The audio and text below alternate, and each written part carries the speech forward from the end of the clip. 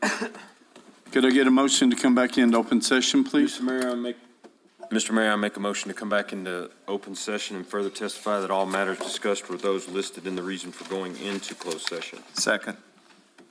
Any discussion? Roll call, please, ma'am. Counselor Hooker? Aye. Counselor Corey? Aye. Counselor Sanchez? Aye. Counselor Letterman? Aye. Counselor Brophy? Aye. Okay, are we through at the manager's report? Mayor, I had a couple of Yes, sir. questions for Ron.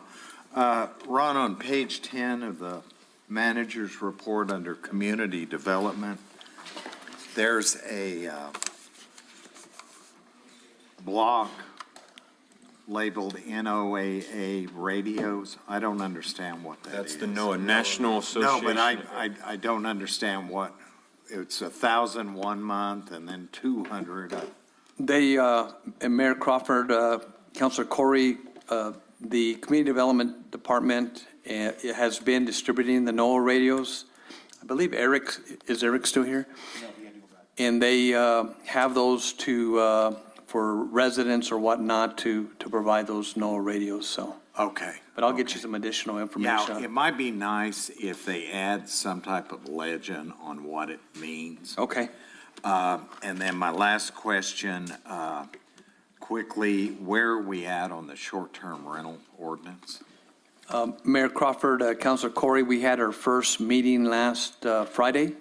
We had the subcommittee, and right now we received some of the verbiage for adding to the ordinance, and we have another attorney that's working on that.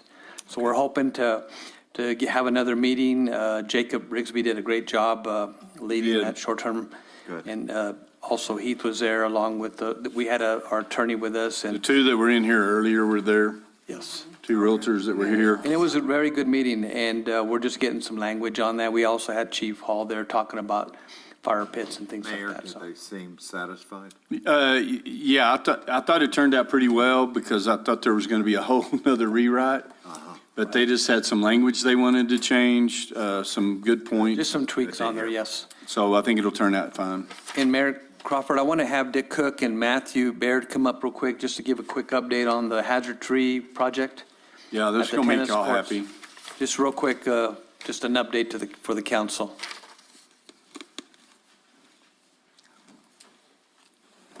So I'll start mine because it's a little shorter, and then Dick has a lot more trees. We're going to be removing 5 trees out of our schoolhouse park, and so those are right around the tennis courts. It's the 4 right in front of the tennis courts, and the one big one between the 2 tennis courts. The one big one between the 2 tennis courts got a lot of damage during the freeze. We lost a lot of limbs off that, and it's just we're feared of more falling off it. And then the ones in front of them are. 2 of them are leaning, but the other 2 are attached to those 2 that are leaning. And so we cut those 2 down. You'll lose the other 2 into the power lines. And so those are those 5 trees in the schoolhouse that are a danger. Any questions? And we just spent $1 million, what? I mean, we spent 1.3 million, just over 1.3 million on Tennis court. well, yeah, the tennis courts are about 380,000 of that. And so Yeah. we want to protect that asset. And so, Agreed. Absolutely. He covered it all, unless you got questions. Well, you don't have any more? I thought you had more something. You're No, good? Just this 5 trees, Okay. and they're all, both of them are, all of them are in a position to damage the tennis court or the power line that's running down Sudworth. Who's going to take them down? We're just now advertising, so we don't know who it'll be. But it'll probably be one of our local. And you figure how much, we have that budgeted, or is that? It'll come out of our hazard tree budget. Okay. Or if I run out of that money there, we'll take some of that money we've got from the state appropriated to us. Not on the WUI? No, Okay. no, it'll come out of what the state appropriated to us, the 500,000 and 750,000. Okay, catch 'em. All right, thank you, gentlemen. Y'all took that a lot better than I thought. Okay. Anything else on the manager's report? I just wanted to say, just to the Mayor Crawford and the council, thank you again for the confirmation. And it's been, you guys are great to work with, and it's been a pleasure. And you guys are As American attest, there's other entities, when we go to our managers meeting, it's rough. And you guys are very supportive, and thank you again, so. Thank you. Yeah, thank you, Ron. Okay, we'll go to reports from municipal officials. We'll start down here with Counselor Hooker. No, sir. Nada? Thank you. Counselor Corey? Quickly, kudos to Eric and Leonard for last week's meeting. They gave an executive overview of our emergency plans.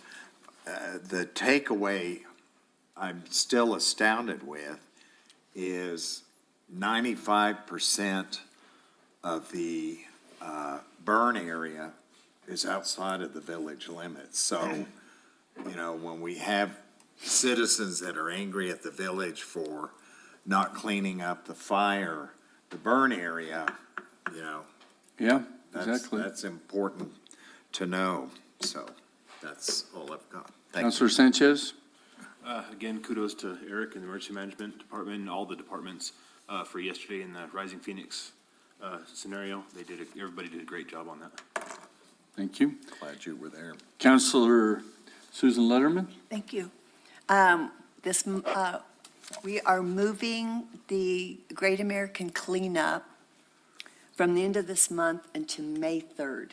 We had a little bit of conflict, so we're gonna, our Great American Cleanup is gonna be April 3rd, which is a Sunday. May 3rd. May May 3rd. 3rd. Thank you. Okay. And go just ahead. one more. I was talking with Counselor Hooker, and we were in another room, and we got to witness Christy Coker with a customer that was not very happy. And she did an amazing job, and so I just wanted to bring that up, that you know, it was the loss of water. It had to do with, he had a leak, and he didn't think that he should have to pay for that. And so she did a great job. And so appreciate the leadership. Thank you, Christie. Yeah. Yep. That's all I have. Counselor B?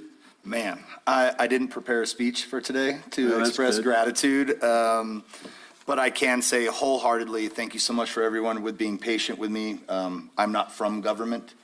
I'm from private sector coming into this position, so I'm still learning my acronyms, and I appreciate the patience with that, but I can share and express true and wholehearted gratitude for everyone that makes up the fabric of the village of Ruidoso. And I can express wholeheartedly everyone that makes these decisions for our community, that works in the front of the office, that does our finance, that works on our roads, our parks, our trees, and everything. As a resident of this community, I am truly grateful for all of you. So that is all I have today. Thank you. Sound like you had a speech. That was good, man. And I appreciate Christie, and just a little word out there that it is not okay to fill up your 1,500-gallon trailer water tank at the library water hose. Really? You can't do that? Yeah, we've had that, we found that out the other day. Lady was backing up there and filling that up. And so, you know, that we have to account for all that water. I almost brought that up in the water accounting portion of that. So, and that we are starting a newspaper series on where the money, how this That's takes, nice. going all the way to the beginning, from when the project is identified, is it damaged, is it not damaged, getting FEMA here, getting all those things all the way through.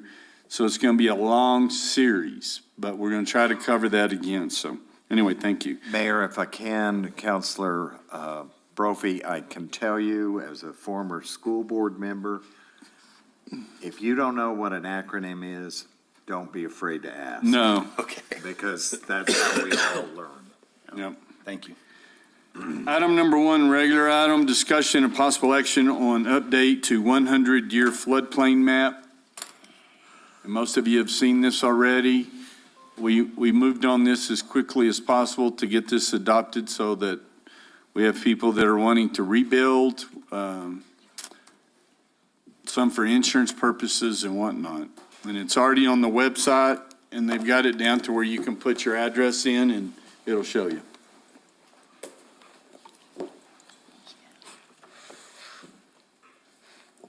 All right, Mayor and Council, Yvonne is pulling up the map right now. That way you can see what we're referencing and talking about as we're presenting. Based on the feedback and questions that we had during the workshop, we went and looked at how many structures have been included in the new floodplains that weren't previously, and that number is about 857 structures. And that mainly consists of all the different floodplains that are completely new, like the ones in Flume Canyon or by Fur Drive, Juniper, not anywhere near the actual river, or maybe haven't even seen flooding impacts as of last year or previous years. But we have Brad Summerall from Cobb Fenley here to be able to explain how those floodplains came to be in connection with the H&H study that they did.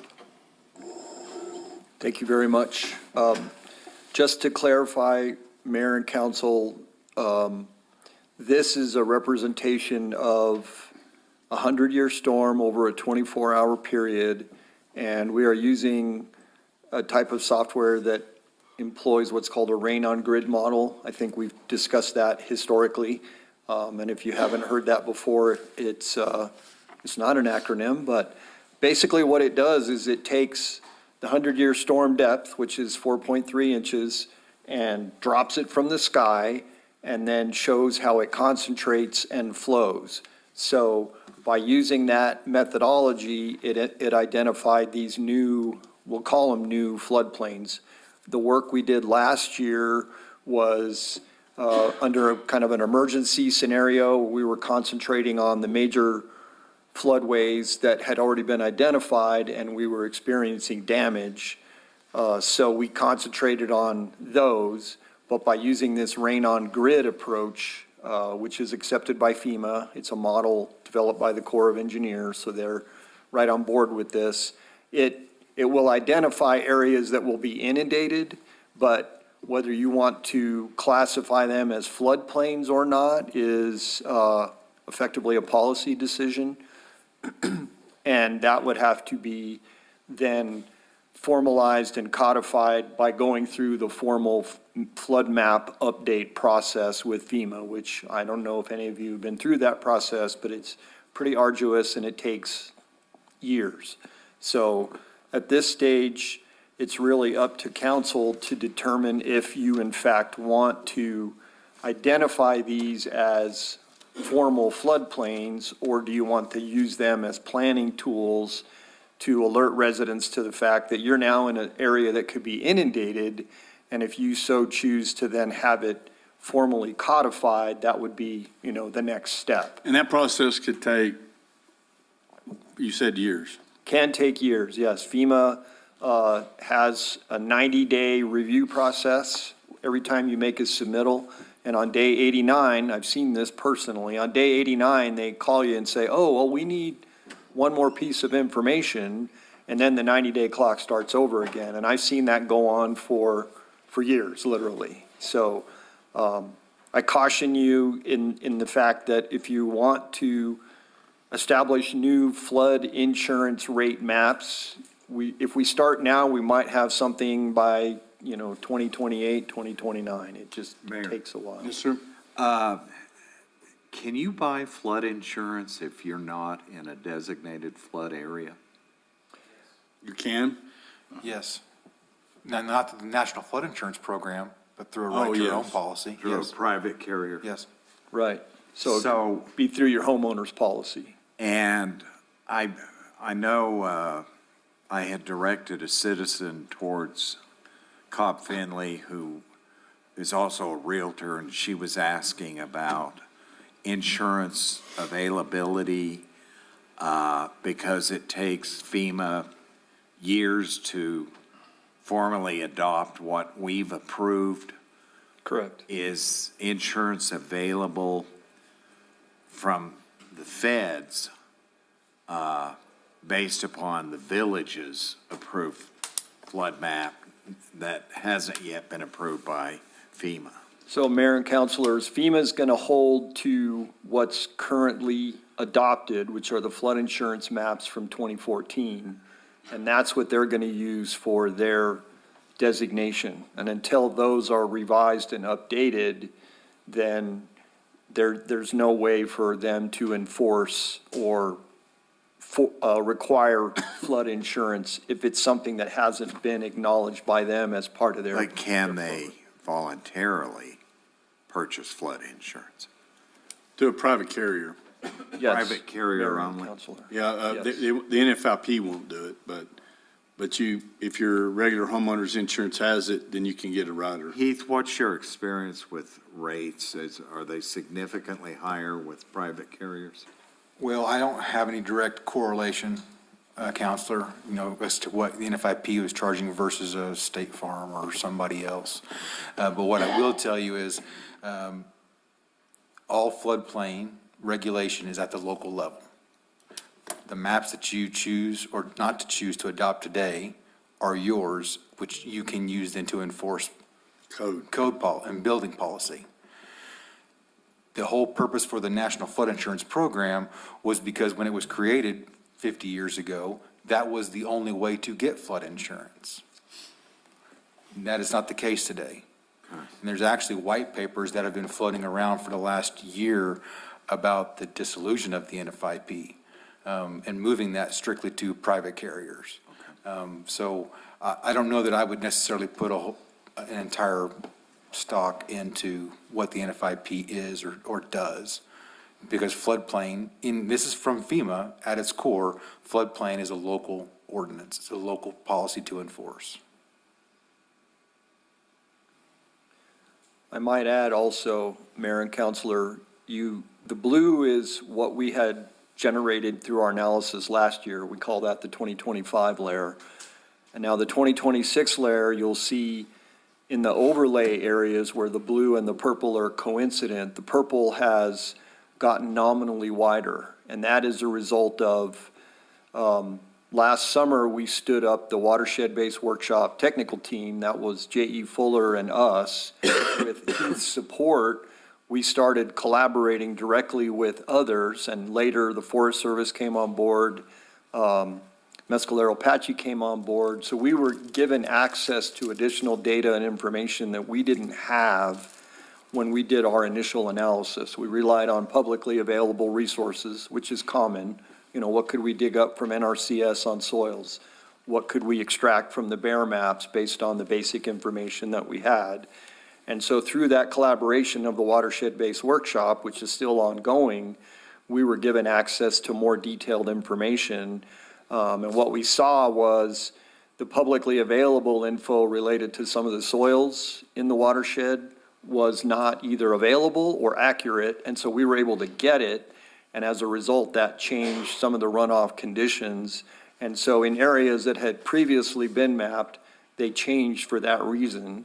I can say the watershed-based workshop has been invaluable to us, and in my opinion, the village, because it's given us, a whole new library of information and experts that now we work with pretty much daily. And when we were just working on our own, under the guise of the watershed-based plan, we were kind of finding our own way.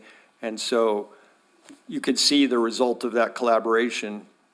Again, as Heath noted, it's the village's decision on how you want to proceed at the local level, and if you have any other questions, Well, the boundary is the gold or yellow, right? Yes, sir. And that up there at the far left, that's the burn scar.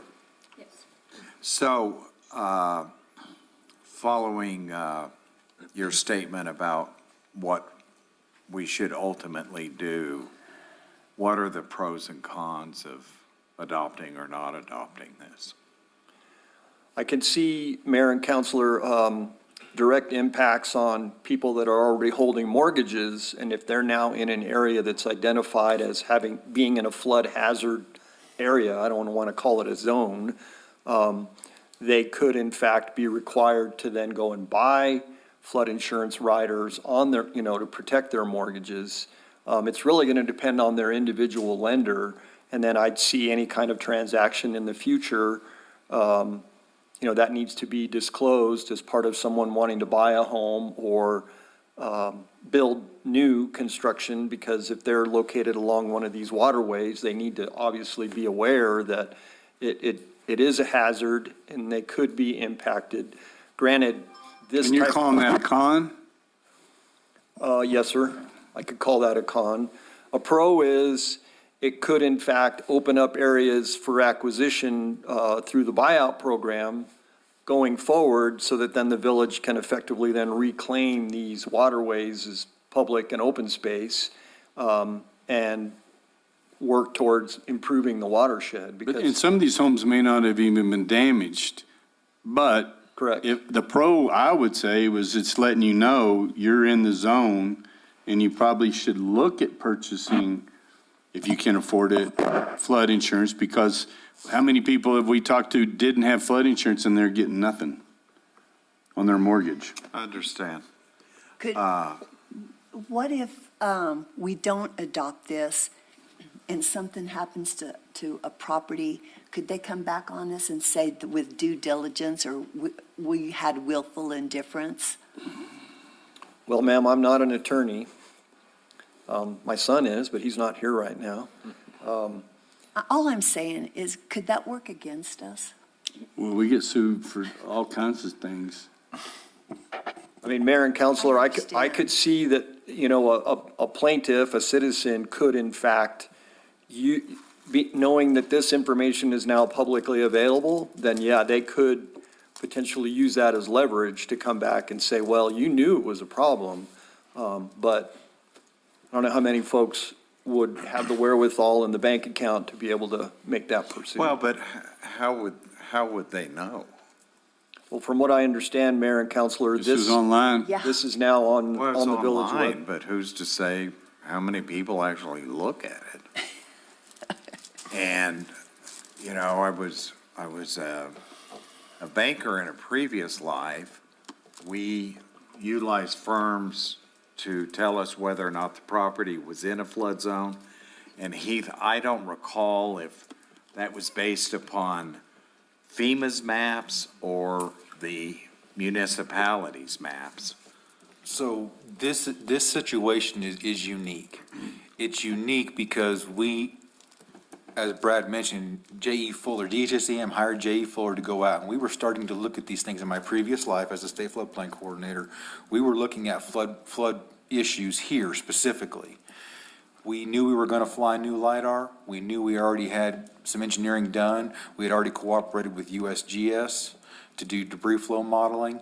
We were going to give all of that data to FEMA headquarters mapping. I spoke to the director of headquarters mapping, and she told me that it would take them 7 to 8 years to still approve a new map, a new NFIP map.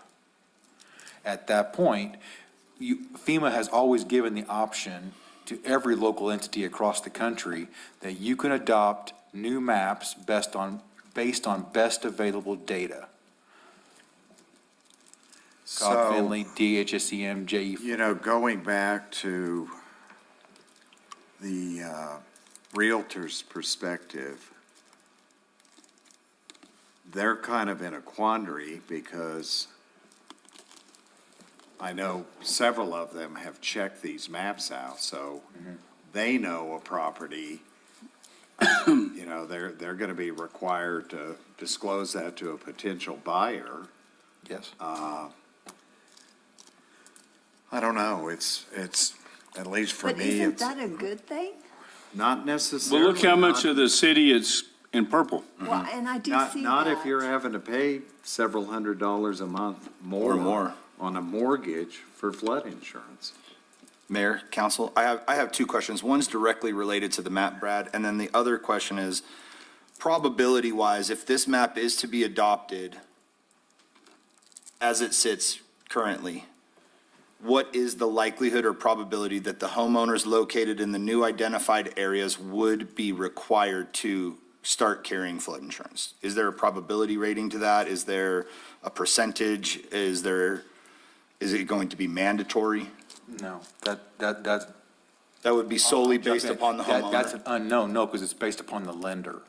right? And so and I have seen this across the country, actually. There are many lenders that will require people to buy flood insurance just because their property is adjacent to a floodplain boundary, not even in the floodplain. Okay. So lenders can do that, right? They can impose arbitrarily. Well, he not only can do it, FEMA requires them to do it. Well, for in the floodplain, yes, but I'm talking about outside. So in this hypothetical that you're proposing, if those purple areas are adopted, they're not FEMA regulatory, they are local ordinance driven. So they are in Okay. effect floodplains. Okay, thank you. Well, that answers my question, because the last thing I wanted was to increase financial burden on our local residents if it was unnecessary. Yeah. So if it's mandatory, it's one thing. If it's optional, it's the other, right? Well- So if it's locally regulated or The local ordinance. They make it The local- mandatory. So the local Banker ordinance- looks at that, or your insurance company, or, Your local ordinance cannot mandate that they buy insurance, right? It's not doing that.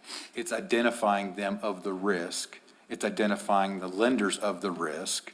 It's identifying the community of the risk. That's the sole so that purpose is for the map. disclosed. Then the new lender may make it. Yeah, but Counselor Brophy, the challenge is if we adopt it, they're probably, the homeowner's going to have to pay a lot more because they can't get the federal insurance. Okay. And That's my biggest decision. We don't know what that recovery is gonna look like on that burn scar and how fast it may slow that down. You know what I mean? But then if we don't approve this, then FEMA can come back if there's another disaster and say, we're not even gonna show up. So I mean, to say, you know what, I don't wanna put burden on the community, I don't wanna have anybody having to pay more, so I'm not gonna approve it, let's just say it's, you know, it's only this much instead of what it really is. Then when the flood comes or something happens, then it's back on us potentially. Well, FEMA will come. It's just that they're gonna be operating off the 2014 map. And like So right anyone now- outside of the 2014 map? Well, if they don't have flood insurance, they don't have flood insurance. So, That's the whole point. so just for clarification, just for correction, so if the village chooses to adopt this map, it becomes the village's floodplain map, which FEMA would still recognize. FEMA would In a recognize? disaster, yes, they would. Because this, again, all floodplain is local.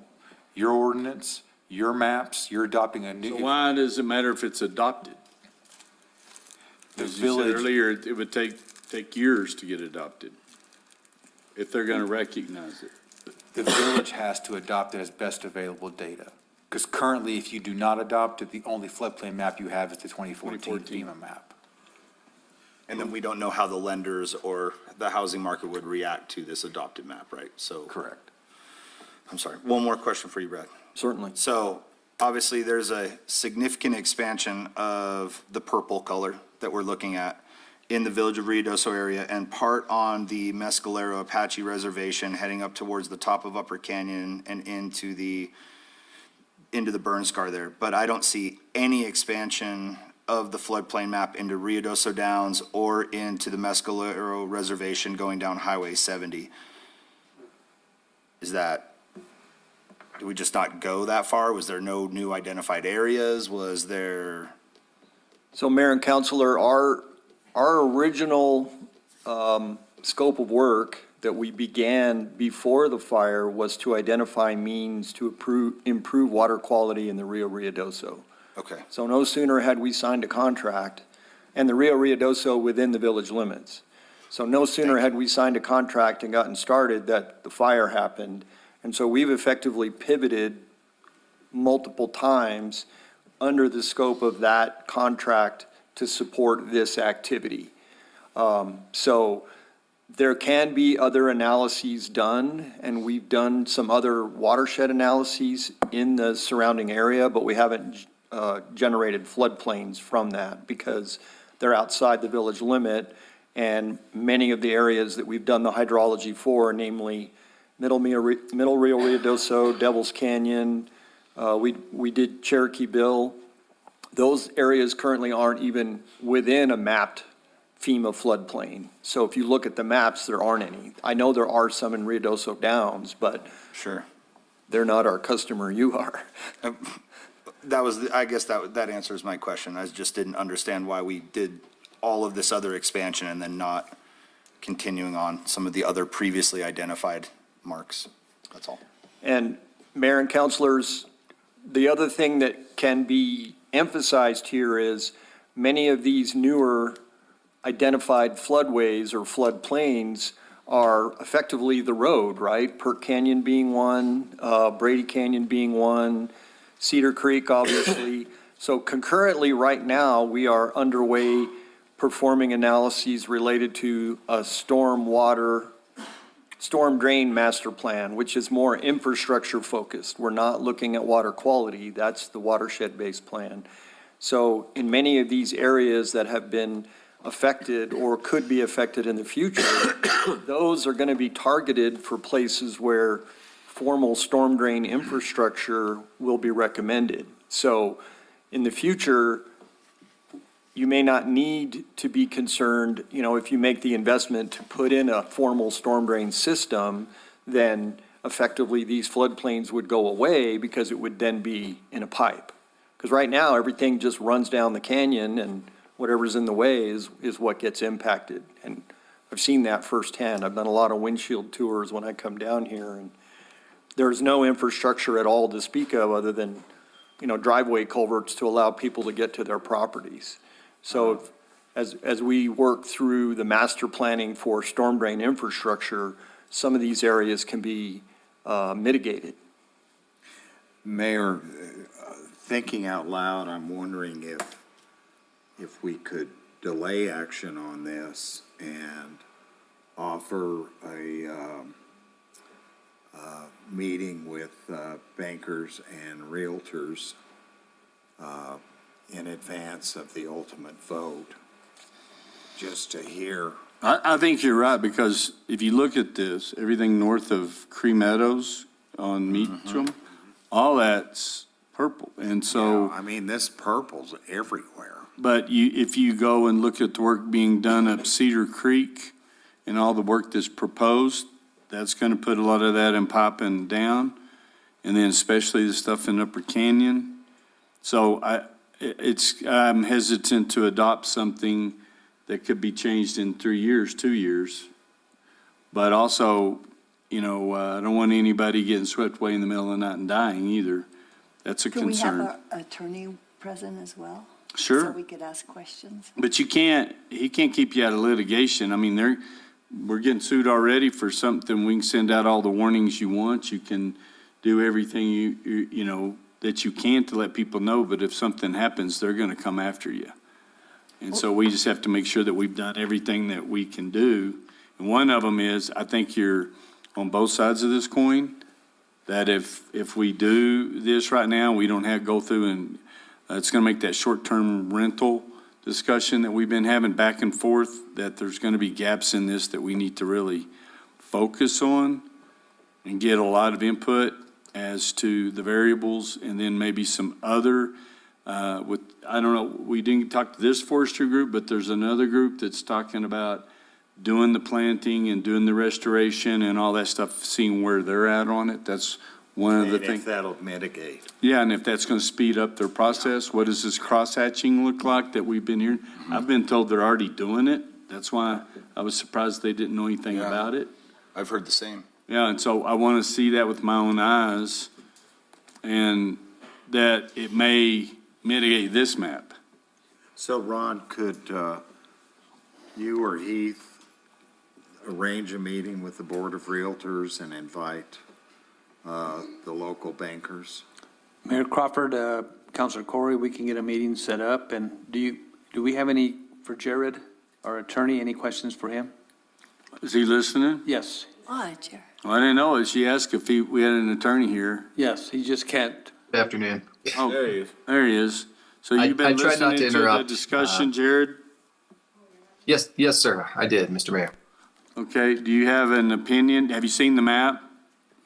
I have not seen the map, but just in terms of potentially limiting liability, I tend to agree with the kind of wait and see approach. I don't think we would be subjected to any additional liability by simply agreeing to move forward, but at the same time, it doesn't hurt to get as much information as possible, talk to all stakeholders. I think hearing from the insurance industry might help as well. Oh, that's a good, Oh, that's a good point. yeah. Yes, please. Okay, so what we want to do is pick a date, Yvonne, to postpone this meeting to. Sorry, Mayor Crawford, we can take no action and just bring it up whenever you're ready to, either way. Okay. Yeah, let's roll no action until we get some more information, in my opinion. Okay, and then we'll get a hold of the insurance professional. And then we'll talk to the bankers and also the real estate. And if we think of someone else that needs to look at it. Well, thank you for your work. I mean, Yes, none thank of you. this is, I mean, your job is to present, this is what we're looking at. This is the facts I have, this is the data I have, here's what it looks like. We totally understand that. But again, from our standpoint, it's the decisions of, you know, are we saying, oh, everything in purple is going away? You know, I mean, it can get very ugly. Mayor and Councilor, that's a challenge we're faced with because as part of the Storm Drain Master Plan, our goal is to give you recommendations over a 20-year planning horizon. And we're challenged by determining how the watershed's going to recover in 20 years. And based on what we've seen on fire history in this region, we can expect another fire within the next 10. And so the challenge is, where do we think that fire is going to happen? And one of the approaches we've considered is to be ultra-conservative and help protect assets and infrastructure. We assume that the South Fork fire area burns again. What's the likelihood of that happening? It's anybody's best guess. But that's something we've learned working with the watershed team and with J.E. Fuller because they've seen that exact thing happen on watersheds in the Flagstaff area. Areas that burned, 7 or 8 years went by, they started getting recovery, and then they got another fire, and they said the flooding was incrementally worse than it had been after the initial fire. So we don't want to play, gloom and doom, but we have to be prudent in terms of making decisions on how to best protect citizens and infrastructure. So it's going to take some more reading and some more pondering and more discussions with J.E. Fuller for sure. Okay. So we'll take no action and we'll bring it back up once we have set up dates and gathered more information. Thank you. Thank you for having me. Yep. Yes, thank you, sir. So do we want to take the map off the internet? Okay. You wouldn't want to give the general public a chance to look at it to develop an opinion? Well, Mayor Crawford, Think we so. could do something like name it proposed or put it's some named kind of draft. It's called draft, proposed draft or whatever. Yeah. So we're leaving it? I just leave it. Okay. Item number 2, discussion and possible action on adoption of resolution 2026-21, a resolution to accept the fiscal year 2025 audit for the year ending June 30th, 2025. Hello, Chris. Hello, Mayor. And hello, Hero. I don't know about that. Everybody has a part in it. So as you know, this year with the shutdown of the federal government, our audit, which is usually due in December, was due in January. So I know we're coming a lot later than we usually do, but it's the same drill. We got a good audit, no findings. We did ask for the waivers, so as soon as we got the letter from the state auditor's office on, I believe it was March 26th, our audit was made public, so we can talk about it now, Mayor, Thank you. and you won't get in trouble. I always like to talk about good news. I know, but Chris Garner with Patillo Brown is here. He's our auditor, so he'll explain a little bit more of what our audit really means. Thank you. Thank you, Mayor and Council. Mayor, I use you as an example at most of my exits, telling them they cannot talk until it's public. Because he knows I just bounce, I can't, the good news you want to tell. So as Judy mentioned, your audit was due to the federal government for what we call a data collection form on March 31st. State auditor all of a sudden decided to start looking at things they've had since January. We got flooded. We probably had about 25, 30 okay to prints. Basically, that's our first communication from them. They're supposed to have them a lot sooner than that. But this year with the debacle, it just slowed everything down. So the audit was extremely late, but it was really nothing the state auditor could do about it. The federal government put out a draft for the compliance supplement. I've never seen it in my entire years of auditing. Not sure why that happened, but then the auditing standards, the AICPA said, auditors, you cannot complete these audits until it's formal or it's done. And that did not happen until December. A lot of the deadlines had already passed. Most of the deadlines had already passed. So it just caused a lot of havoc. With this, as Judy said, and I'll go pretty quick because, no, there we go. Was that you or me? Okay. So most of you have heard this before. There are a couple new counselors, but Counselor Sanchez, I think you've maybe heard this before. But there's two different standards in New Mexico that we have to follow. The top two standards or the top two boxes are talking about regular auditing standards. The bottom two boxes are government auditing standards, or more commonly referred to as yellow book standards. And there's a reason why the state auditor has us do all audits under those yellow book standards. Under the top two, what we were hired to do is express an opinion on your financial statements. So financial statements are your responsibility. We come in and audit them and make sure that they meet the standards that we have to follow. We call that GAAP, Generally Accepted Accounting Principles. And as you can see on the right, we give what's called reasonable assurance, because there's absolutely no way we could look at every transaction. We pick statistical samples, we look at internal controls, but we're not looking at everything. And so therefore, if you were to look at your financial statements online, there could be errors in the numbers, but the errors are not going to be big enough to change the opinion of the readers of the financial statements. Example I always give is give it to a banker. Those errors are not going to be big enough to change the banker's opinion on the financial status of the village. And so that's our responsibility. Under the top two boxes, when it comes to internal controls, technically for your significant accounting cycles, things like cash disbursements, payroll, cash receipts, we only have to take one transaction and test it.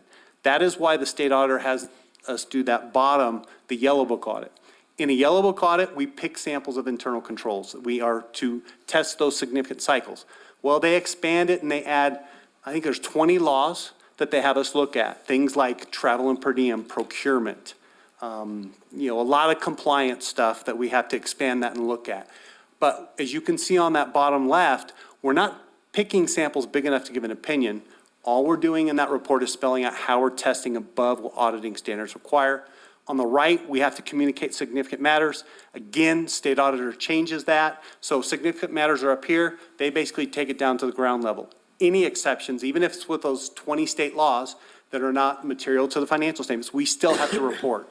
The whole reason is for transparency and so that you know that, what's going on, even if we have not significant findings. And the history with the village has been, you get findings once in a while, but they get dealt with pretty timely. With all the transactions that go through the village, that's going to happen. What you want to see as a council, how is my management team dealing with them? Are they dealing with them timely and quickly? The answer over the last several years has been yes. There was a point in time, many, many years ago, the answer was not yes, but the history, probably the last 8, 10 years has been the village deals with them. We get them once in a while and they get dealt with pretty quickly. So the next slide is we issued what we call an unmodified opinion. I always like to say this is exactly the type of report the village wants to receive. So this is a good thing. It's in essence the highest level of assurance that we as auditors can give. The next slide is the one on the left is that yellow book report. Again, we're not giving an opinion, but as you can see, even with that expanded testing, we did not have a single finding. Again, that lower threshold, nothing even, came upon, insignificant items. We basically, when we asked for support, we were given to it. The control testing we did, everything was done right, and we did not have any issues. The one on the right is that single audit. That's the one we've been talking about where the feds kind of delayed us this year. We go through and we test your federal expenditures. We pick certain grants. The federal government's kind of given us direction on how we pick the grants. We go through and test them and make sure that you're complying with what the federal government wants you to comply with. And again, we give an opinion, same opinion, unmodified. So both opinions are exactly the type of report that the village wants to receive.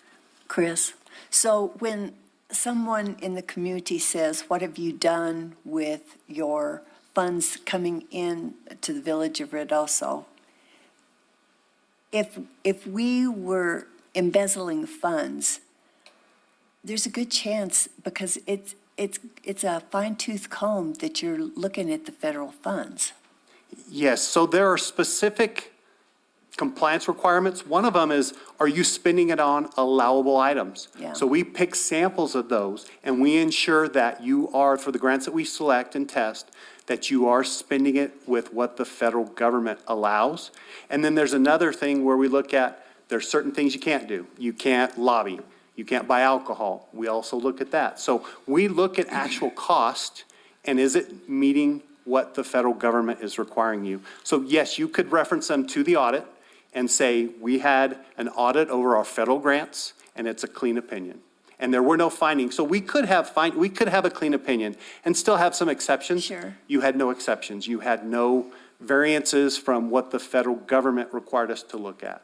And again, it's samples of transactions, but they're statistical samples. When it comes to the federal grant expenses, the federal government requires us to pick bigger samples so that we have what we call higher reliance on internal controls. So as we go through, we have to look at more transactions because the federal government requires us to. Okay, thank you, I You're appreciate welcome.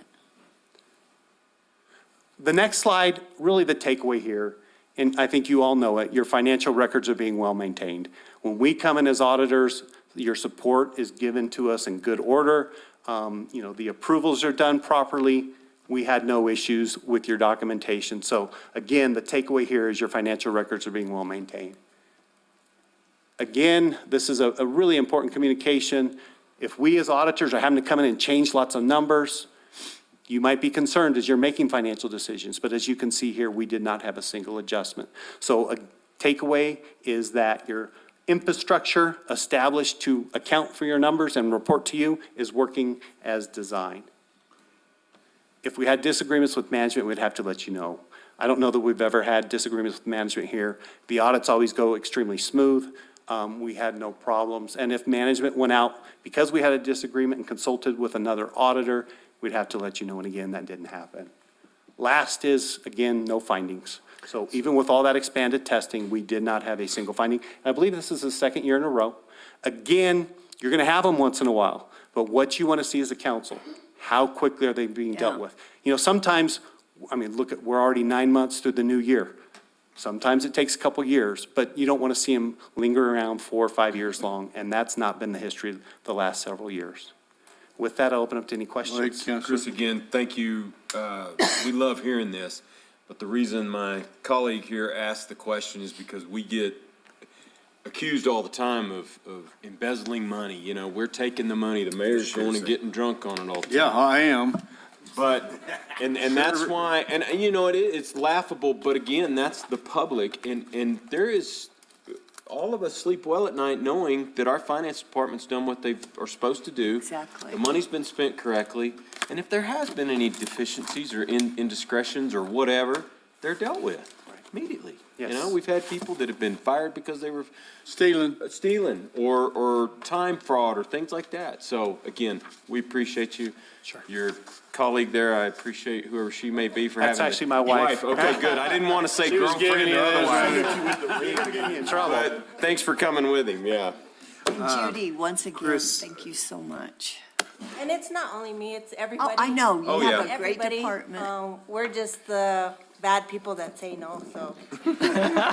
Chris, were there, again, in my prior life as a banker, I would,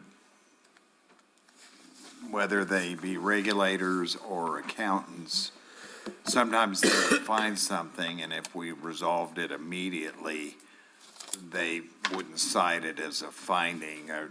You're saying you didn't find anything? Nothing. Mayor and Counselor, yes, we did not find anything. So we have to pick quite a few transactions because we're looking at single audits. So we're testing internal controls over disbursements and payroll, but then we're also doing even larger samples over the federal dollars. And as we got that information, no, we did not have any exceptions, even that were quickly resolved. Fantastic. And the last one I can remember is when we had someone stealing and we needed to put in a better system at the swimming pool, Parks and Rec. Was that the last one? It might be the police, yeah. Oh, the time. police on padding People time. not, people booking time, but they weren't there, so. But that was self-identified, wasn't it? Yes. A lot of times we do self-identify when we have Yeah. stuff. We have to because, for the state auditor, as soon as somebody tells me that there's a potential for fraud, I have to immediately write the state auditor a letter saying that we might have a potential example of fraud, and then we have to investigate, and then we have to report our findings to the state auditor. If we do not do that, and something comes out in the audit, then we get a finding for not reporting to the state auditor. Mayor, I move approval of Resolution 2026-21, a resolution to accept the fiscal year 2025 audit for the year ending June 30, 2025. Second. Okay, we have a motion and a second. Any final discussion? And we recognize you got a great team. Holland and Madison and Robin's been here for a long time. And did I forget anybody? Okay, and then the employees keeping track of their P Yes. cards like they do, all of that. It took a whole gamut to do it, but you're the conductor, so you get the, if we weren't getting good ones, you'd be getting bad ones, you'd be getting a spanking. So congratulations, and we Yeah, thank everybody for doing it. Thanks, Thank you, Chris, Chris. for everything you do, and And having to thank wait you. on us today, I'm sorry. I know, that, So, anyway, okay, Thank you, guys. roll call. Counselor Corey? Aye. Counselor Sanchez? Aye. Counselor Hooker? Aye. Counselor Letterman? Aye. And Counselor Brophy? Aye. All right. Next item up is discussion of possible action on recommendation from Planning and Zoning Committee on vacation of easements case EV 2026-02 with the pending replat of properties located at 118 Olympia Road, 120 Olympia Road, and 122 Olympia Road of Alto Crest Subdivision, Ruidoso, New Mexico. Yes. Yes, sir, Chris. Council, thank you very much for having us. So this case here is a case for recommendation of easement vacation for three adjoining properties. Three properties actually abut each other. And it was an area on the north side of the village that suffered some extreme damage to burn. And the original structure did burn down, and the clients would like to rebuild on the same land where previously were three independent lots, and they would like to combine them as one continuous lot and rebuild a dwelling structure there. And with me, I have Luis Landaverde, the surveyor and representative for the clients. For the Wechters, is that who they are? The clients, the Wechters? Yes, Yes. yes, sir. Okay. The Wechter, the owner of the property. Okay, any other questions? Mayor, I got a question. Yes, sir. On these lots, Chris, is it, I think I've looked at a lot of these lots before up there, and I think each lot has like a 7.5 foot easement around the property, is that correct? Yes, sir. So there's an easement on Olympia Road, which will remain in effect, and that is currently being utilized for water, gas, and sewer. And on the top side, basically the properties are surrounded completely by these easements. And the two easements that will be vacated will be running down the center. And I believe you do, in your packets, have it a detail of the plat itself. Yes. But you can see on the screen there, there's the footprint of the former buildings that did get burned down. And they, to be in compliance with setbacks and easements, the two in the center would be vacated. And this was unanimously approved by, By the planning commission, yes, Counselor? Okay. Any questions? Nope. I don't see an Nothing else? issue. I know exactly which properties they're talking about. I don't see an issue with conjoining it and making it one continuous property. And then you still have an easement on the bottom, or you said it was in the center? So there is an easement on the exterior of those three properties on all sides. Okay. Yeah, Mayor, each property up there, all the properties have a 7.5-foot easement around them, the way it's platted in the, when they developed. Okay. I entertain a motion. I move that we accept the recommendation from Planning and Zoning Committee on vacation of easements case EV 2026-02 with the pending replat of properties located at 118 Olympia Road, 120 Olympia Road, and 122 Olympia Road of the Alto Crest subdivision, Ruidoso, New Mexico. I'll second. Okay, any final discussion? Roll call, please, ma'am. Counselor Letterman? Aye. Counselor Brophy? Aye. Counselor Hooker? Aye. Counselor Corey? Aye. And Counselor Sanchez? Aye. Okay. And then we go into item number 4, discussion and possible action. Thank you. Sorry you had to wait so long.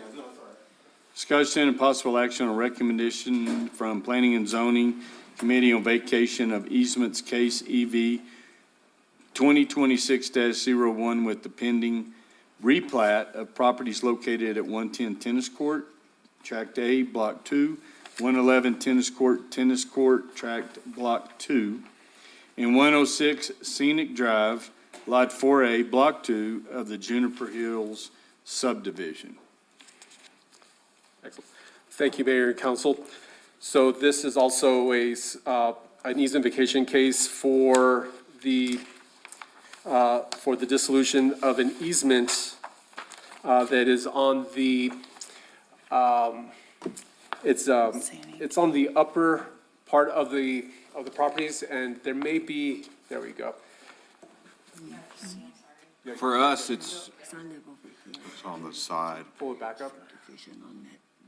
Okay, so right there is the easement that is going to be vacated, and the purpose of the replat is actually to allow a shared driveway between the adjoining neighbors, so that they basically will have rights over the same driveway.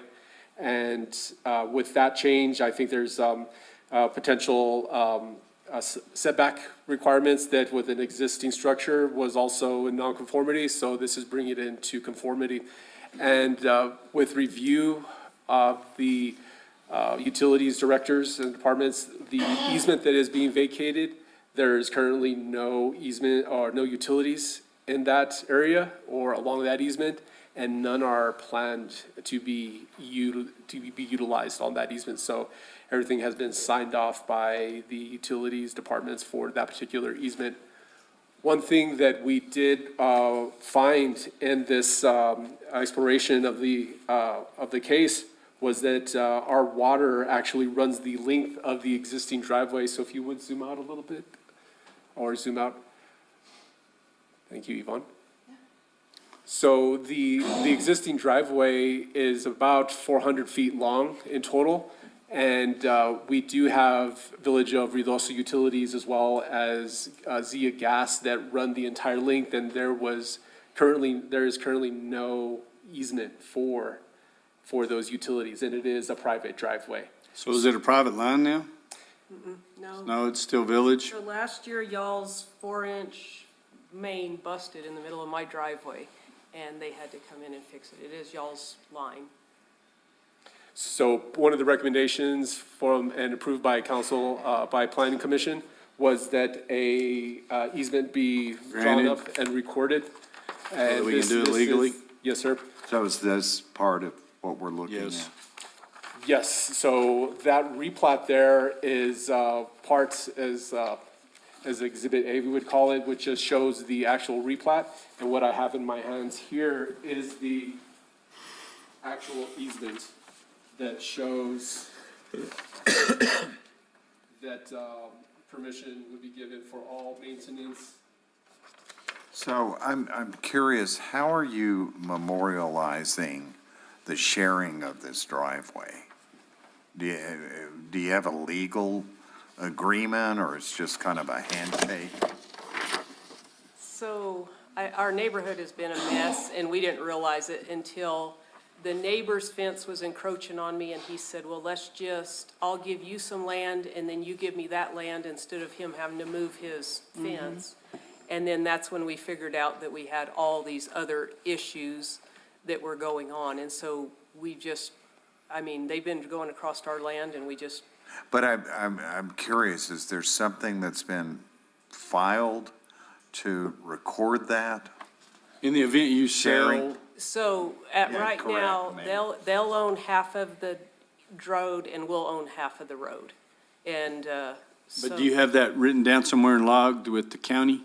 Not yet, because we had to get all this. Okay, so that's what'll happen after this. Okay. Yes, so Yeah. with the council's approval, the mayor's approval, they will get permission to actually go forward with the vacation of the easement, which will allow the recording officially by the county, and that will become legal documents, Okay, recognizing the shared driveway and also recognizing the easement for that. the water that line. Private driveway. and so they will maintain the road in the event we have another leak, we just patch the road. Correct, You didn't patch it last time, we We did. didn't patch it last time. right, so We it need would to be. patch it. That would be a question better suited for the utilities directors, but in a nutshell, yes, we would be responsible for the maintenance, but we would, He's nodding his head. Yeah, he's shaking it. So they will maintain the road, and then when we have a problem up there and we have to dig it up, we're supposed to fix it. So this is a win-win. Yeah, it sounds like a mess that's straightened up. Yeah, yeah. And I'll disclose, I do have a gate there, but when we had it installed, we had the box put on it so that the fire department, everybody can get into it with no problem. Sure. So we have city services there, is sewer there too and a dump? We have sewer, water, and gas line runs right up that road. And trash, do you have trash The dumpsters? trash is down at the end of the road. Okay, so it's at the end, I've seen them before. Okay, I don't have anything. make a motion. I'll make a motion to approve the recommendation from Planning and Zoning Committee on vacation of easements case EV 2026-01 with the pending replat of properties located at 110 Tennis Court, Track A, Block 2, 111 Tennis Court Track, Block 2, and 106 Scenic Drive, Lot 4A, Block 2 of the Juniper Hills subdivision. Second. Okay, final discussion? Roll call, please, ma'am. Counselor Hooker? Aye. Counselor Sanchez? Aye. Counselor Corey? Aye. Counselor Letterman? Aye. And Counselor Brophy? Aye. Sorry for the delay. Yeah. No, you're good. Jolie, she loved it. She's had so much fun today setting it up. I bet you. Guarantee it. I've known him for a long time. This is his revenge. That's right. Exactly. thank you, Mayor and Council. Thank you. Thank Item you. number Good 5, job.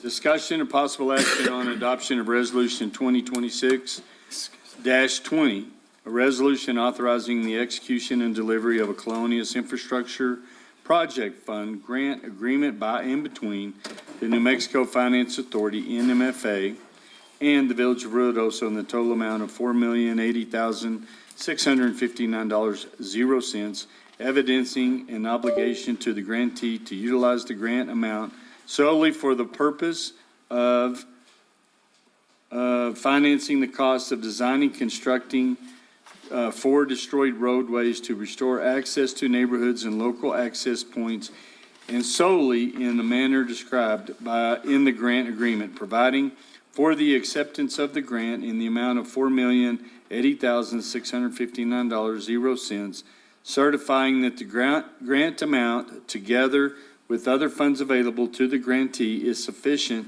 to complete the project, approving the form of and other details concerning the grant agreement, ratifying actions heretofore taken, repealing all action inconsistent with the resolution, and authorizing the taking of other actions in connection with the execution and the delivery of the grant agreement. Some lawyer really got busy on that one, and that is to say, Mayor Crawford, Council, so this is a emergency Colonias grant that Ron received from the Colonias. attaboy, Ron. Yay. We hadn't been a Colonias before, but he put in for it, and he said, Good job. So here we go. It's Brady, Ponderosa, Maple, and Ash Drive, and this will be repairing those roadways. The engineering, like he stated, it can cover design and construction of the roadway itself, and so that'll go to engineering with Sauter Miller, and that's a task order I have later on in the agenda. That's repairing the side. Is that repaving? That's full road construction. Okay. We get new roads. New roads in those. We get new roads. Yes, sir. Okay. And this is the Colonius that's going in, Mayor and council, this is the Colonias emergency funds. I know, but the roads are where? Brady Canyon, Ponderosa, Maple, and Ash Drive. Okay. I saw that somewhere, but I don't see it now. Okay. Mayor, did you? No, go ahead. I move that we adopt Resolution 2026-20. Read it again. Come on. I'll second that before she has a chance to reread that. No discussion, roll call, please, ma'am. Counselor Letterman? Aye. Counselor Brophy? Aye. Counselor Hooker? Aye. Counselor Corey? Aye. Counselor Sanchez? All right, now we're cooking. Build us some roads, Levi. Discussion and possible action on agreement between the Village of Ruidoso and Q Structures LLC for property assessment consultant services award through RFP 2026-007P. Ron? Mayor and council, during the consent items, you approved the award of the RFP. Now this is for the contract, and we'll be moving forward with Q Structures. We have other assessments that'll be going on this weekend, and this will be part of that. So we did do a professional services agreement up not to exceed 60, and that's what we started for prior. And now we're moving forward with an agreement, and we have a specific cost that will be for each structure that they assess, and this is the final agreement, so. Okay. Anybody else? I move that we accept the minimum, no, I'm sorry, I apologize. I move that we accept the agreement between the Village of Ruidoso and Q Structures LLC for property assessment consultant services awarded through RFP 2026-007P. Second. Hey, any discussion? Roll call, please, ma'am. Counselor Letterman? Aye. Counselor Sanchez? Aye. Counselor Corey? Aye. Counselor Hooker? Aye. And Counselor Brophy? Aye. Awesome. Number 7, discussion and possible action on a minimum ticket revenue guarantee agreement between the Village of Ruidoso and Contour Air for air service operator, ASO, for the Sierra Blanca Regional Port. That's what this is for. Yeah. So this is pretty cool. Would you like to give a brief explain? And Mayor, we have the president of Contour Air, Ben Munson, on. Has he been on the whole time? He has been. Thank you, Good Ben. afternoon. Oh my gosh, man, I apologize. No apology necessary. Thank you for having me. You bet. So do you have any questions of Ben? No. He's the Presidente. And Mayor, on this, and council on this agreement here, our attorney Jared, he did review the agreement, and the changes that Jared recommended were approved by Ben. And this here, we were awarded a raise grant of $3 million plus the match of the $333,000. And on this project here, we did conduct two RFPs. The first one, we had one responsive RFP. We tried to negotiate on the fees. They didn't accept it, so then we re-advertised again. We didn't receive any. So through our procurement policy, we're able to negotiate with airline service that we were able to find. And Ben called me, and we got it knocked out. The mayor and I, we visited with him, and it's been a great, just trying to get this partnership together. It's going to be for 4 round trips between Denver and Ruidoso. We're looking at a beginning date of June the 25th, 26th, and ending June 24th of 2027 at that time. And the airline will operate, again, 4 round trips, and it'll be a 30-passenger plane. So And that's what we're looking at. And if there's any questions for Ben, and I'll answer any Well, additional. the good thing about it was he agreed to put our logo on the plane, so I was really. Yeah. Nice, there you go. I was just pulling his leg. He didn't get anywhere near that, but. Mayor Mayor. Crawford, you also have Jane Lucero on Zoom if you had any questions. Oh, about the airport, the grant. queen of the airport. Madam, how are you?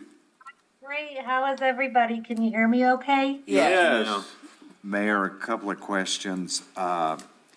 Ron, how long do we expect the 3 million to last?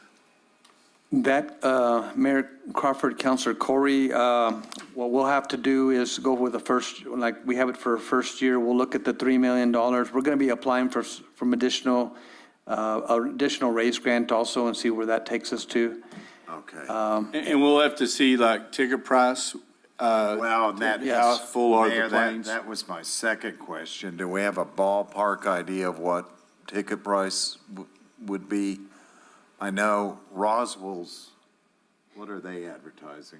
It's Or- been so long. Well, I think they were talking about a break even or whatever at 244 a seat, but if we did a supplemental to kind of get this thing off the ground, we could get it to 144.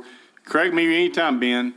No, And- you've got it. Yeah, you've got it right. And so, to the extent that we're trying to make it cost neutral, ultimately, kind of the total revenue per passenger is about in that $240 range. I Round think what trip we or one expect way? is that it's likely one way, correct? Likely to be in year one closer to $120. So I think to Denver each way. So I think very competitive relative to some of the other options that'll be out there, and hopefully motivate folks in Ruidoso to take advantage of it, and certainly to bring in more inbound traffic. You're already in New Mexico. What has your experience been with the places you're in? It's been very positive. So we entered New Mexico for the first time last year in a similar program with Taos, and we've connected them to Denver as well. Denver's really well suited for what we would call a non-sterile arrival. So an airport that doesn't have TSA to be able to bring folks into a major airport and connect to our partners. Not every major airport is set up to handle that situation well or at all. Denver does it quite well. So we've kind of been biased for some growth there for New Mexico. And then just last month in March, we started service to Carlsbad, flying Carlsbad, Albuquerque, Carlsbad to Denver.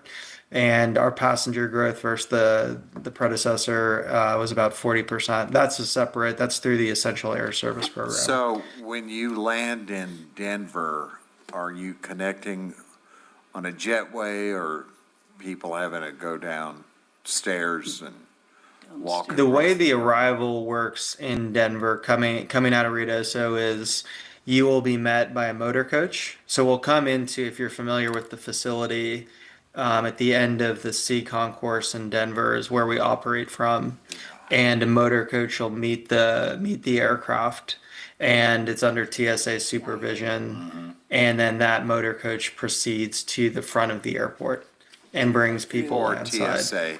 And so if you're connecting to another flight, you have to go through TSA in Denver. If your final destination is Denver, then you're just kind of at the natural end point of your journey. For the return trip into Ruidoso, it's just like any other connecting flight. It is ground boarding. We do have a ramp for any passengers that might not be comfortable with stairs. And it's a very close walk from the terminal. Your colleague told us, was it last week?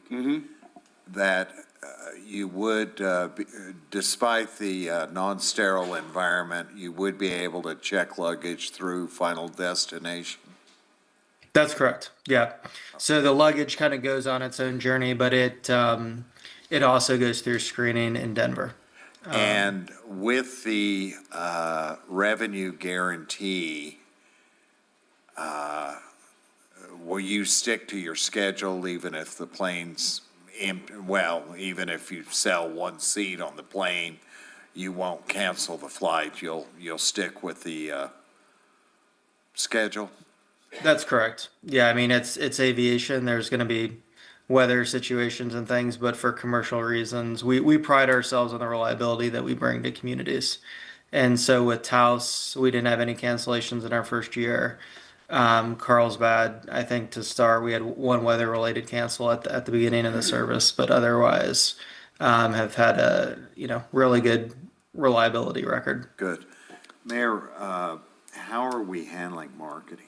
We're going to work together with these guys, with their marketing company. The vice president of, I forgot what her title was. She was great. Yes. We're getting hooked up with their marketing company, our marketing company. We've talked to New Mexico True, and then Eddie set us up an appointment with the tribe. We went and met with president, vice president, and I forgot the other person's title. The general manager for Zell. On their marketing, because they have a contingency that lives in Inglewood, Colorado, and they said this would be great for them to help develop that market. So we're going to be doing all three. We told them, we want to use it to market to Ruidoso, which includes them, so we expect them to help us fill seats and advertise. And we have a whole year on this first contract to make Yes. it hit? Okay. And Jane, can you, just on the RAISE grant, just a little bit of explanation on that? And also, State Aviation also has some marketing funding that you and I have been working on also. Yeah, correct, Mayor, Council. I apologize, my allergies are awful. That's why I sound like this. The RAISE grant is specifically for the minimum revenue guarantee. So as Ben said and as Ron said, it's $3 million right now. And then our FY '27 program opened and applications are due by June 30th this year. And I know talking with Ron that you guys were going to apply for that as well. And then we have a completely separate grant that's called our Air Service Assistance Program grant. But the grant it's specifically for marketing. So it's a 90-10 split. And Ben knows this, we do it with Taos as well. And it's marketing the air service, on social media, at airports, newspaper, billboards, radio advertisements, everything. So I'm working with Ron to get that submitted, and that grant will be done before the end of this fiscal year. Ron, that our 10% match is subsidized by lodger's tax? Mayor Crawford, Councilor Corey, right now it is not. We had it in the budget, so we had it in the airport fund is where we're going to have it at. But that's something. It has been budgeted. And it's something that we will, that we committed to the matching grant, but that's something that we can use with the lodger's tax. So yes. So. But Mayor, we can use lodger's tax. Yes, we for the can. market. Yes. Yes, we can, absolutely. And one thing, I don't know if it was made clear, but the bags, once they're checked at our airport, they go to your final destination, you're not calling them. And then we are looking, she came out and looked at our airport, we have room for those things, but we would eventually like to, once this becomes successful, is go into a sterile environment and work with a contractor that works with TSA, even if the government shuts them down or whatever, these guys are still open. But that we could then fly into DFW or Arizona or Yeah, that whatever. would be good. So, what about rental cars? Eddie's working with Hertz, trying to get them in here, but once we start having this, that's one of the things with the marketing and all that. That gets us on the radar. Yeah, we're gonna start working with Hertz, and if that's not them, because as everybody remembers, we lost Hertz Enterprise, and I forgot the other one during COVID, and they haven't had an appetite. Enterprise. Didn't I say Enterprise? Anyway, I thought I did. But anyway, we lost them, but this puts us back. Now we have a reason to be at the airport, all of those things. So, will you have a ticket counter, or is everything done online? Yeah, so booking with Contour is like any other kind of major carrier. And what's also good is principally what's going to matter in Denver is we'll be connecting to United. And so folks will be able to book on United as well. But yeah, we will set up, the idea is like a counter type setup at the airport. We're going to have, 4 to 5, probably 4 station personnel that we'll have to hire locally. And we'll plan to be doing that, as well as a maintenance technician to see the aircraft and So some additional jobs at the airport as well is part of our plan. And just to circle back on the rental car piece, that's something that we've worked with a lot of communities on, and to the extent that we can be a supportive partner on that, what we've generally found is like labor is the issue, and normally we've got kind of folks at the airport anyways to support the departure and arrival of the aircraft, and we've particularly with Enterprise have worked with them in a couple locations to be able to staff on their behalf, which So, makes it a much lower hurdle rate for them to kind of move into a new location. I presume in your rate setting, you will be watching what United's doing in Roswell. Correct. Yeah. So we'll look at that and make sure that we're competitive. And just for public clarification, we have no say in the rates. Yeah, we can, that's part of the raised amount that we can negotiate the funding to help offset some of the prices. But ultimately, Contour. Well, they're going to sets come in with their per person fee. He said ultimately thought it would be, it could be a couple of $100, $240 or whatever. And then we could supplement it out of the raise grant. Tell me when I'm wrong. And that we can also use that to help pay their So their we can employees. buy the price down. Yes, we can buy the price down initially. It's the idea to get people moving, and then once we get demand up, like everything We else. back off. And because we would not be able to sustain a fundment source forever. Unless we get Ray grant every year, Right. raise grant. Right. And that's the purpose of this raise grant, is to help, is to provide the financial assistance to help our communities initiate the air service, right? It's common at all airports everywhere where a new airline comes in and this is an airline incentive. It's an incentive for them to come in. And then the purpose and the hope is that with the marketing and the popularity of the destination, that you won't have to apply for a raise grant anymore. It'll be self-sustaining. Jane, is that race grant, is that a federal grant? No, it's a state, it's our Rural Air Service Enhancement Program.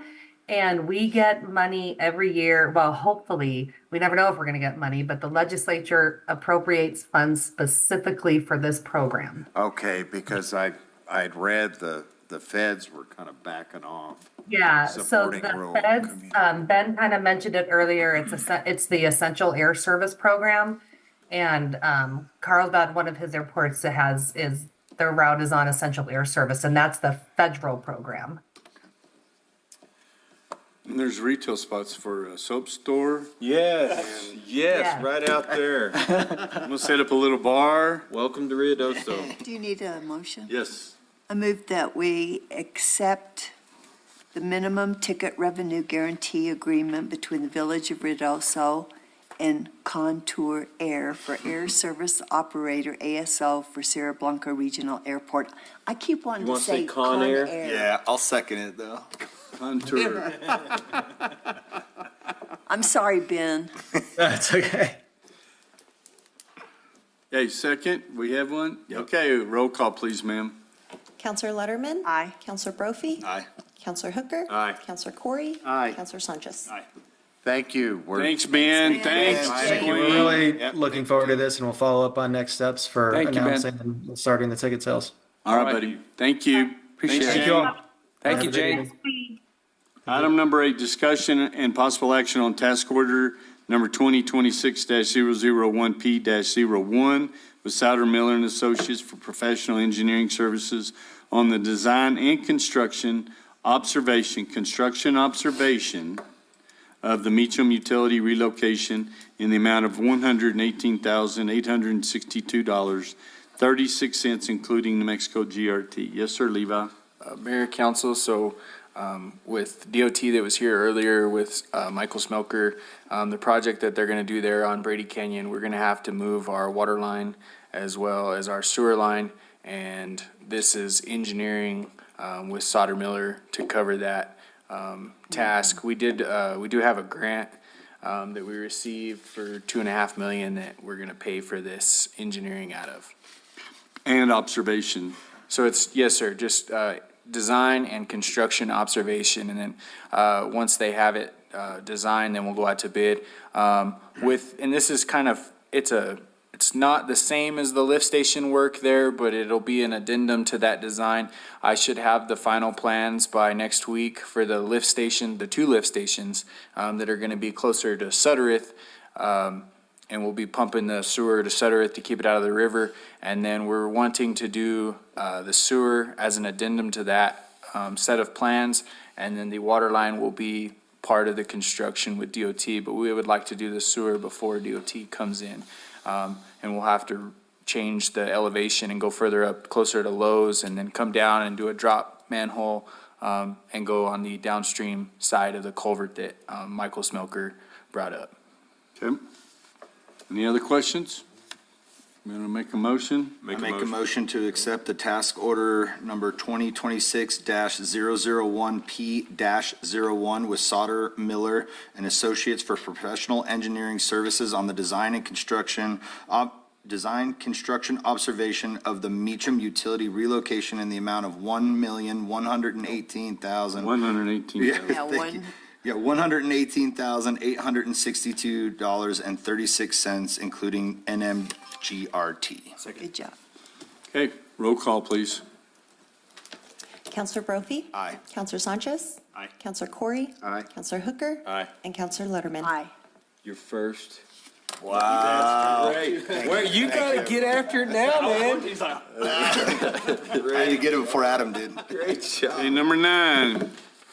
Discussion of possible action on task order RFP 2026-001P-02 with Sauter Miller and Associates for professional engineering services on the design and construction observation. That's design and construction observation of the Ponderosa Heights improvement in the amount of $607,754.10, including New Mexico GRT, contingent upon fully executed Colonias Emergency Grant Agreement.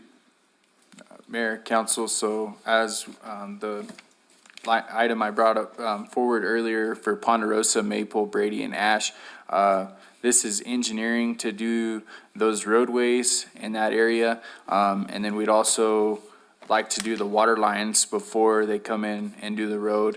And we're going to put in 6-inch C900 water line with added fire protection in that neighborhood before we come in and do a new road. That's a good one. Any other questions?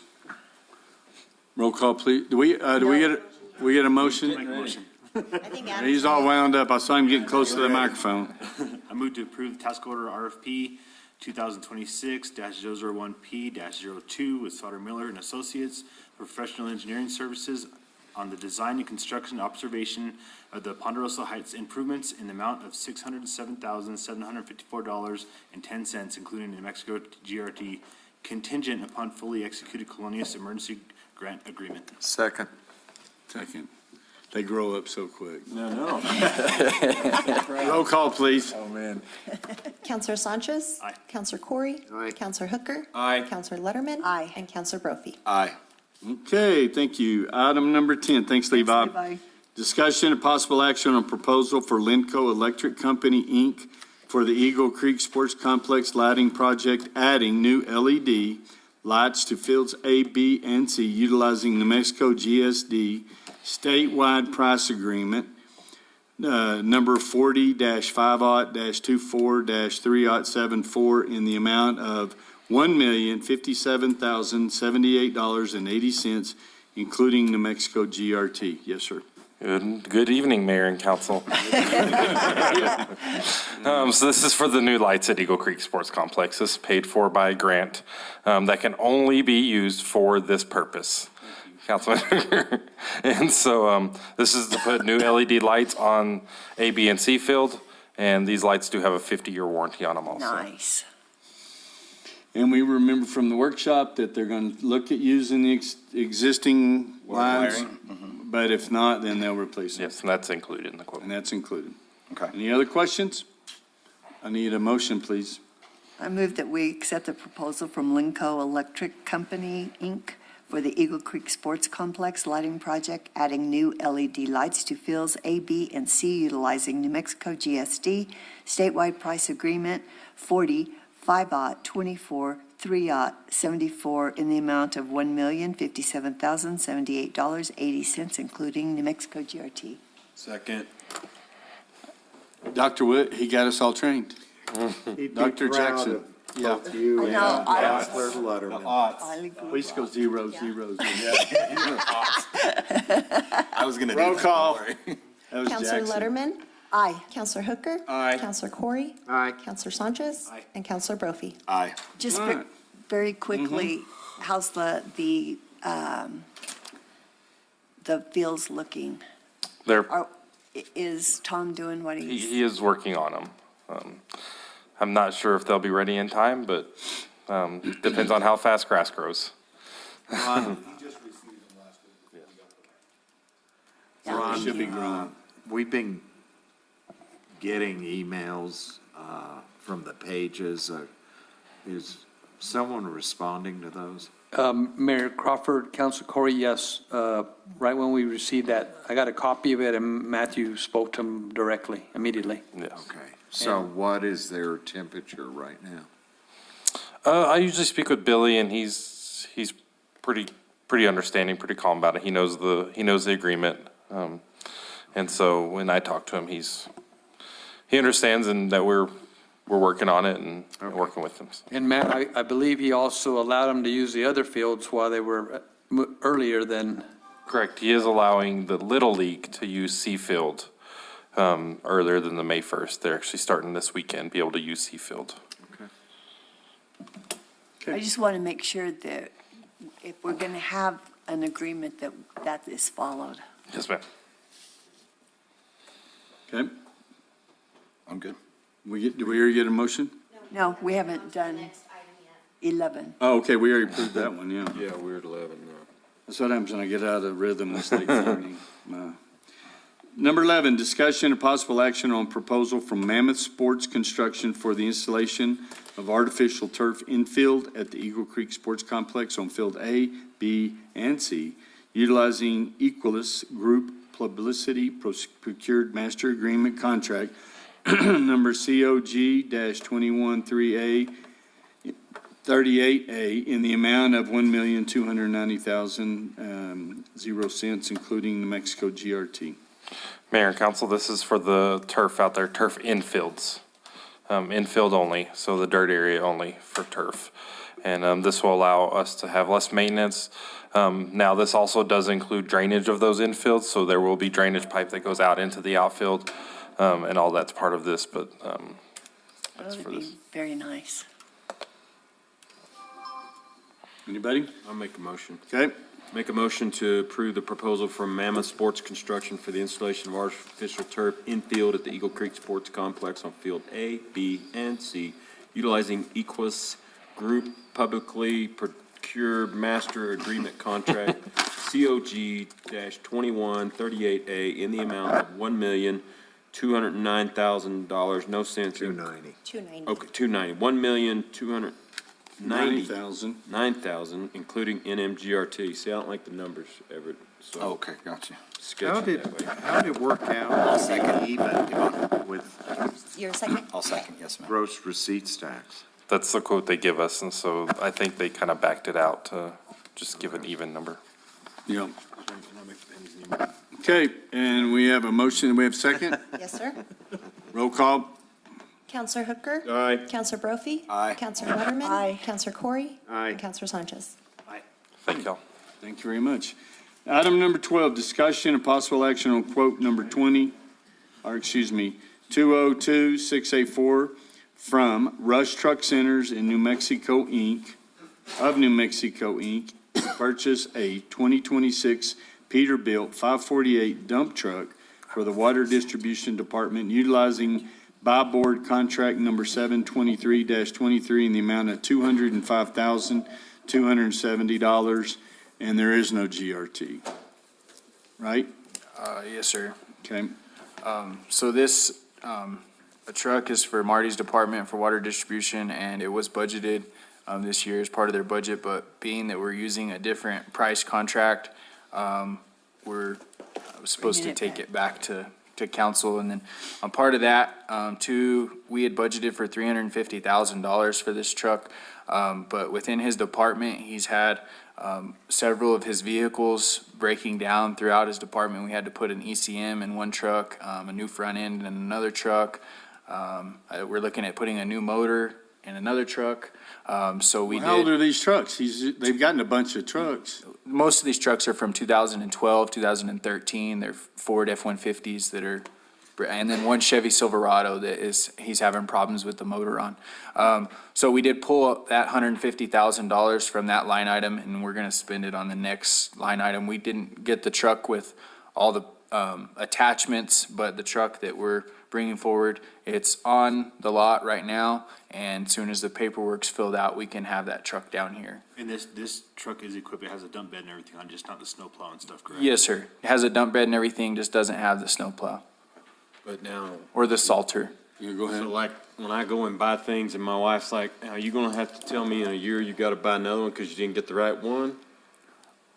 You're saying it doesn't have everything on it. It has everything that the water distribution department needs right Okay. now. The salter and the plow was extras for them. But they don't, I think we'll get more use out of it by not having a salter on it. We won't have it rusting out the bed and everything Yeah. else. But currently, the water distribution department is using a 5-yard, is it correct, Adam? A 5-yard dump truck. And it takes a long time to fill up some of these holes with a 5-yard dump truck. I And mean, that 5 yards good for these, small areas to get in and out of, but we're always having to call the street department to come help us out with, these big holes to get base course and stuff. You were. We're, sorry. Were. Okay, I make a motion then. okay. To approve the quote number 202684 from Rush Truck Centers of New Mexico, Inc. to purchase a 2026 Peterbilt 548 dump truck for the Water Distribution Department utilizing buy board contract 723-23 in the amount of $205,270. No cents. I'm sorry. Go ahead. Okay, roll call, please, ma'am. Counselor Hooker? Aye. Counselor Sanchez? Aye. Counselor Corey? Aye. Counselor Letterman? Aye. And Counselor Brophy? Aye. Number 13, discussion and possible action on quote number 2029-1108 from Tillery Bus Sales and GM Fleet to purchase two 2026 Chevrolet Colorado 14C43 four-wheel drive crew cab WT trucks and one 2026 Chevrolet Silverado CK 10543 four-wheel drive crew cab WT. What's about WT? I forget. Work truck that's for water distribution utilizing CES contract number 2024-23-C116-all in the amount of $125,539 and no cents. Mayor, council, so these are some of those trucks that we're looking at purchasing. They have these half-ton trucks on the lot ready to come down once we get the paperwork filled out.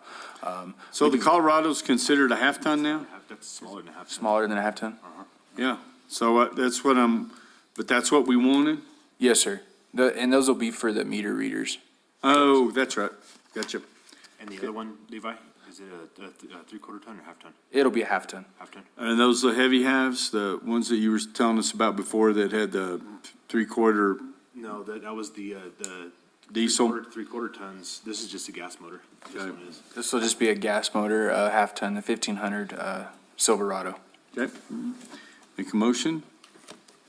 I'll make a motion to approve quote 2029-1108 from Tillery Bus Sales and GM Fleet to purchase two 2026 Chevy Colorado 14C43 four-wheel drive crew cab WT trucks and one 2026 Chevy Silverado CK 10543 four-wheel drive crew cab WT for the water distribution utilizing CES contract 2024-23-C116-all in the amount of $125,539.